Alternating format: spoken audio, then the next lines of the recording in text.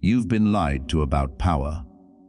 They told you to be kind, to be soft, to be agreeable. They told you that niceness is a virtue, and that the world rewards those who play fair. But while you were busy being polite, someone else took what was yours. Your opportunity, your respect, your position. And they didn't take it with kindness. They took it because they understood something you don't.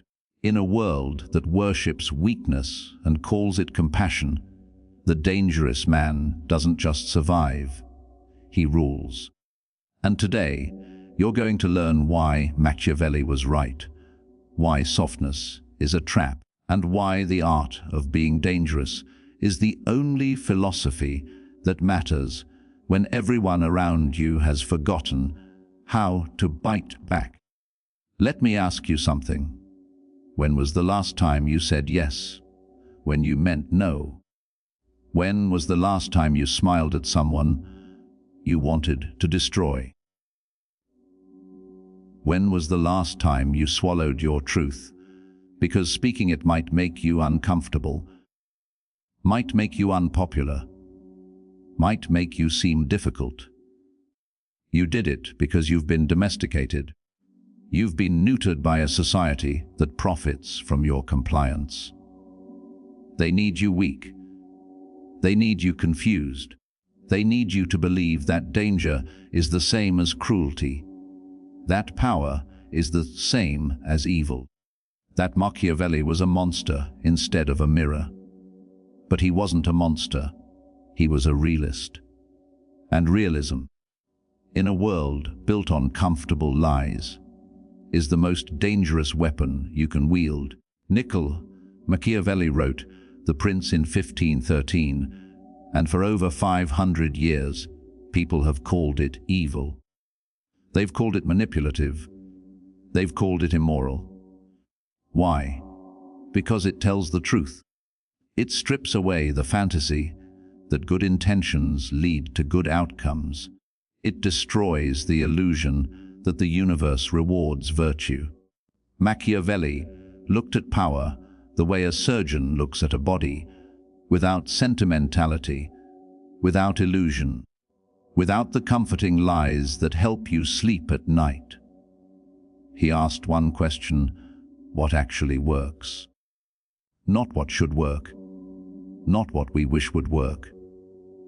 What does work when everything is on the line? And the answer he found terrified people then, and it terrifies people now. The answer is that the world belongs to those willing to be dangerous when danger is required. You live in a soft world, a world where everyone is terrified of offense, where feelings are treated like fragile glass, where the greatest sin is making someone uncomfortable. This isn't compassion. This is control. Because a soft population is an obedient population. A population that fears its own strength will never challenge the structures that crush it. You've been taught that aggression is toxic, that dominance is primitive, that ambition is selfish. And while you internalized these rules, the people who ignore them have been eating your lunch. They've been taking your promotions. They've been sleeping with the people you wanted. They've been living the life you thought you deserved. And they did it by refusing to play the game you were taught to play. They understand what you're about to learn. Softness without the capacity for danger is not virtue. It's vulnerability. Machiavelli wrote, "It is better to be feared than loved if you cannot be both." Read that again. He's not saying be a tyrant. He's not saying be cruel for cruelty's sake. He's saying that if you have to choose, fear is the more reliable foundation. Why? Because love is conditional. Love is fickle. Love depends on how people feel about you in the moment, and feelings change with the weather. But fear is respect's older, uglier brother. Fear means they know you have teeth. Fear means they know there are consequences. Fear means they won't test you the way they test the harmless. And in a world where niceness is mistaken for weakness, being feared is often the only way to protect what's yours. But here's where most people misunderstand Machiavelli. They think he's advocating for cruelty. He's not. He's advocating for strategic ruthlessness. There's a difference. Cruelty is violence without purpose. Ruthlessness is violence with precision. Machiavelli tells the story of Cesare Borgia, a man who conquered a region and installed a brutal enforcer to restore order. The enforcer was vicious, hated, effective, and once order was restored, Borgia had him executed in the public square. The people cheered. Borgia got the order he needed and the love he wanted, and all it cost him was one man's life. Was it moral? By the standards of Sunday school, no. Was it effective? Undeniably. And that's the point. Machiavelli isn't interested in what makes you feel good. He's interested in what makes you win. Now, you might be thinking, but I don't want to manipulate people. I don't want to be that person. Good. That hesitation means you still have a conscience. But let me reframe this for you. Not being strategic doesn't make you moral. It makes you naive. Every day, people are making calculated decisions about you. Your boss is deciding whether you're promotable or replaceable. Your partner is deciding whether you're a priority or an option. Your friends are deciding whether you're valuable or convenient. And they're making these decisions based on how you show up, how you negotiate, how much danger you represent. And if you represent none, you're furniture. You're there until someone decides to rearrange the room. Being dangerous doesn't mean being evil. It means being someone who cannot be ignored, cannot be dismissed, cannot be taken for granted. It means cultivating the kind of presence that makes people think twice before they cross you. Let's talk about the mask. Machiavelli understood that appearance is reality. He wrote, "Everyone sees what you appear to be. Few experience what you really are." This is not a call to be fake. This is an acknowledgement of how the world works. People don't respond to your intentions. They respond to your presentation. You can be the most intelligent person in the room, but if you present yourself as uncertain, people will dismiss you. You can be the most loyal person in the relationship, but if you present yourself as desperate, people will exploit you. The dangerous man knows this. He controls the narrative. He understands that the world is a stage, and on that stage, you are either directing the play or you're an extra in someone else's story. But there is a deeper, more dangerous truth we haven't touched yet. One that most people will never accept because it destroys the myth they've built their identity around. And that truth is this: your softness is not protecting you. It's painting a target on your back. Think about nature. Think about the animal kingdom, which operates on principles we've tried to pretend don't apply to humans. A wolf doesn't survive because it's kind. It survives because it's capable. A lion doesn't lead the pride because it's agreeable. It leads because it's formidable. Yes, there is cooperation. Yes, there is social bonding. But that cooperation exists within a hierarchy. And that hierarchy is determined by one thing: demonstrated strength. Humans are animals.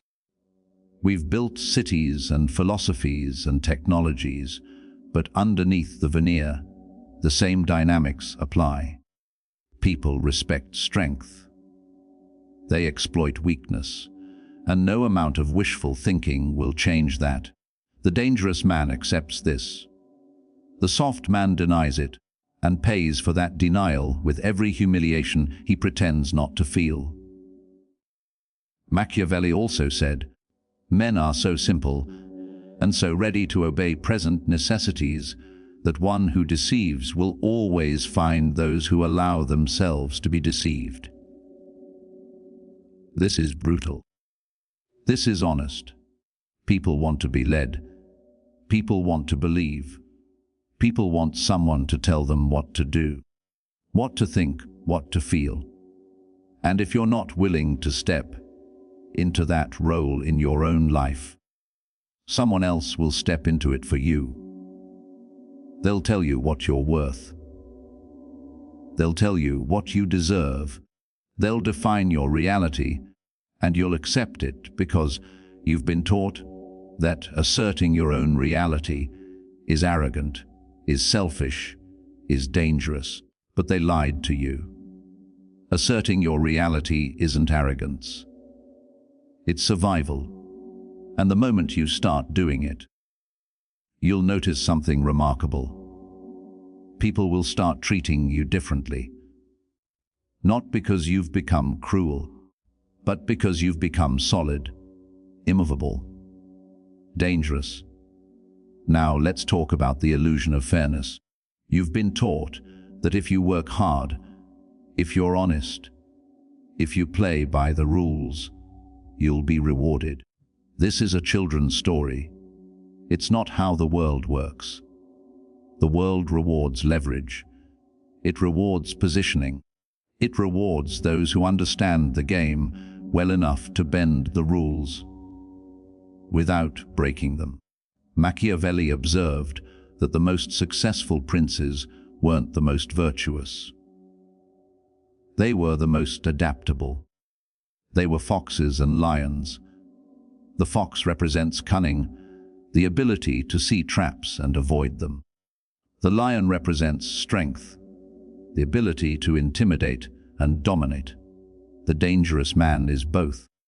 He knows when to be clever and when to be forceful. He doesn't commit to a single strategy because he understands that rigidity is weakness. The soft man commits to niceness because he's afraid of what he'll become if he stops. The dangerous man commits to effectiveness because he's afraid of what he'll lose if he doesn't. Here's what they don't tell you about softness. It's a luxury. It's a luxury afforded by people who have never had to fight for anything that mattered. If you've never been betrayed, never been humiliated, never had someone take something precious from you while you stood there helpless, then yes, maybe you can afford to be soft. Maybe you can afford to believe that everyone means well, that intentions matter more than actions, that the universe is fundamentally fair. But if you've been in the arena, if you've felt the sting of misplaced trust, if you've watched someone smile to your face and sabotage you behind your back, then you know. You know that softness without discernment is suicide. You know that trust without verification is naivety. You know that the dangerous man isn't paranoid, he's prepared. Machiavelli wrote about fortune, which he personified as a woman who favors the bold. He said, "Fortune is like a river that floods and destroys when there are no barriers, but can be controlled by those who build dams and channels in times of calm." The metaphor is clear. Chaos is coming. Betrayal is coming. Loss is coming.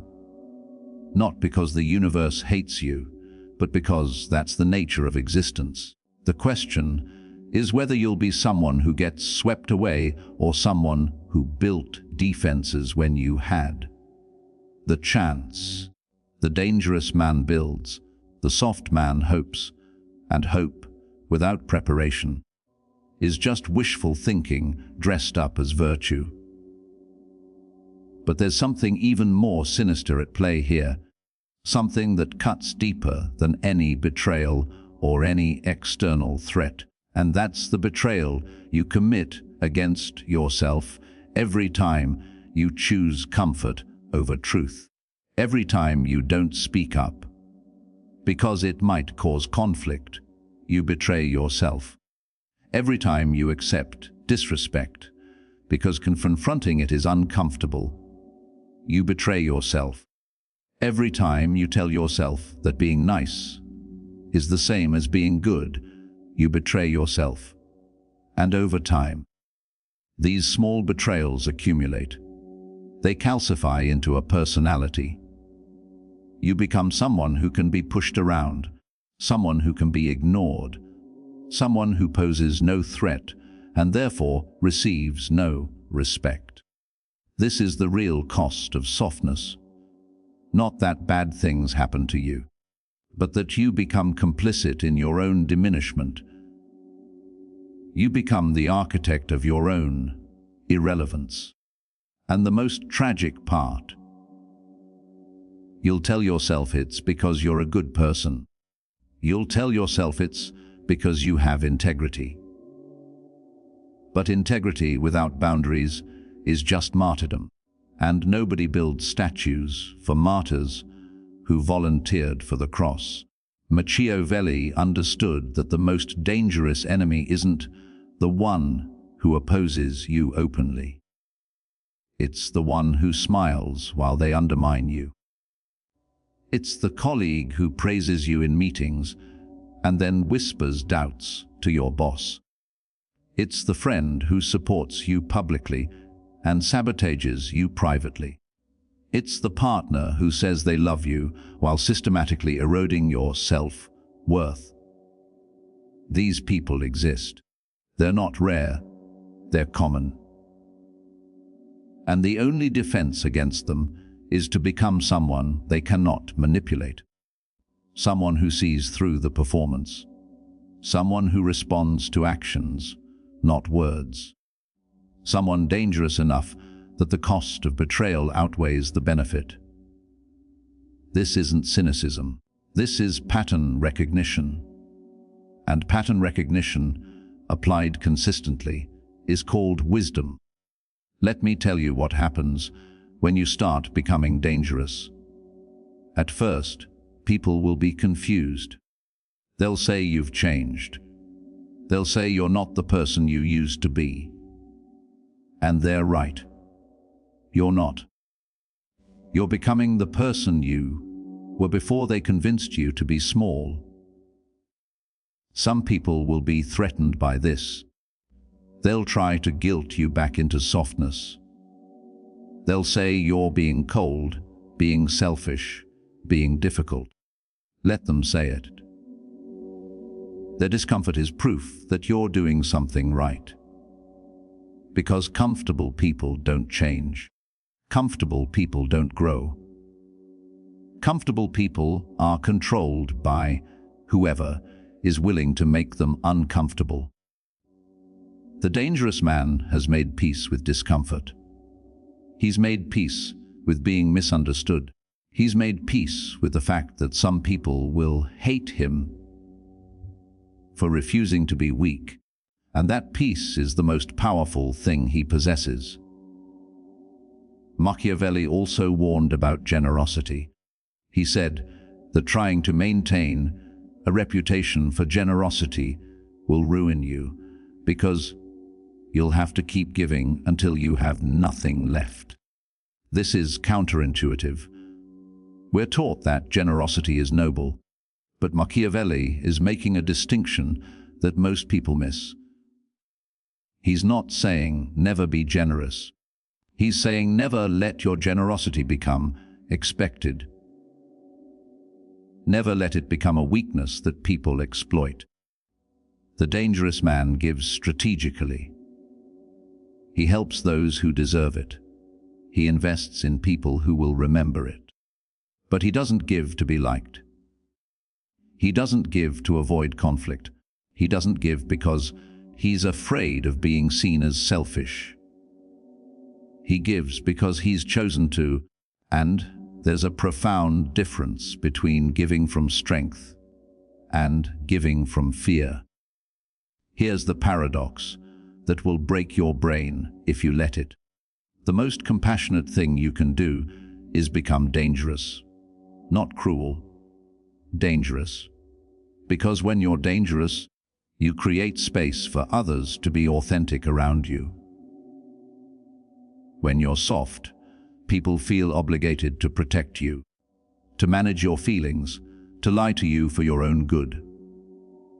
When you're dangerous, they respect you enough to tell you the truth. When you're soft, predators see you as prey. When you're dangerous, predators move on to easier targets. When you're soft, you attract people who need rescuing, who drain your energy, who never grow because you're always there to catch them. When you're dangerous, you attract people who are strong enough to stand beside you. Softness, sold as virtue, is often just enabling. Danger, sold as vice, is often just healthy boundaries dressed in confidence. Now, I need you to understand something critical. This isn't about becoming a psychopath. This isn't about losing your humanity. This is about reclaiming your spine. Machiavelli wasn't advocating for cruelty. He was advocating for realism. He was saying that morality is a luxury you can only afford after you've secured your position. That virtue is meaningless if you're dead or defeated. That the world doesn't care about your intentions, only your outcomes.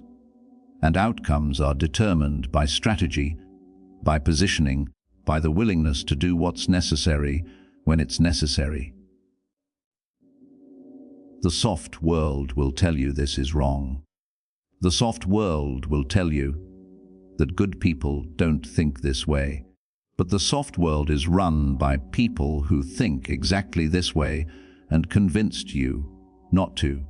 There's a reason Machiavelli's work has survived 5 centuries. It's because it's true. Not morally true, strategically true. And strategic truth is the only truth that matters when you're in the game.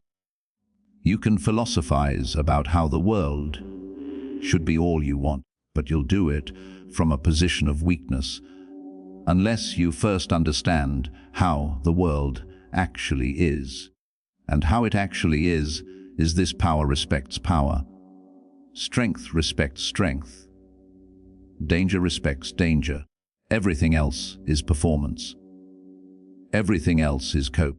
Everything else is the story you tell yourself to avoid confronting the fact that you've chosen comfort over capability.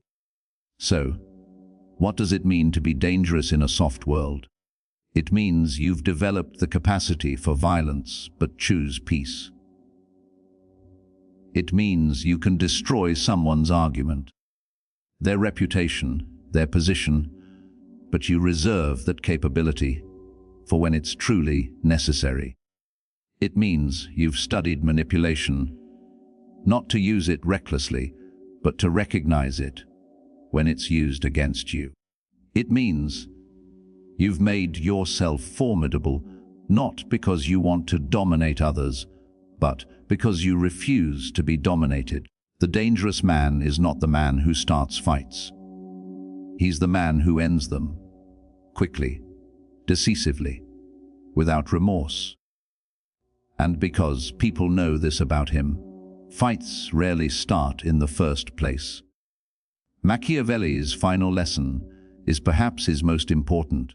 He said that it's better to be impetuous than cautious because Fortune is a woman who must be seized by the bold. This is a call to action. Not reckless action. Calculated action. The soft world teaches you to wait, to be patient, to let opportunities come to you. The dangerous world teaches you that opportunities don't come. They're created or they're taken. The man who waits for permission will wait forever.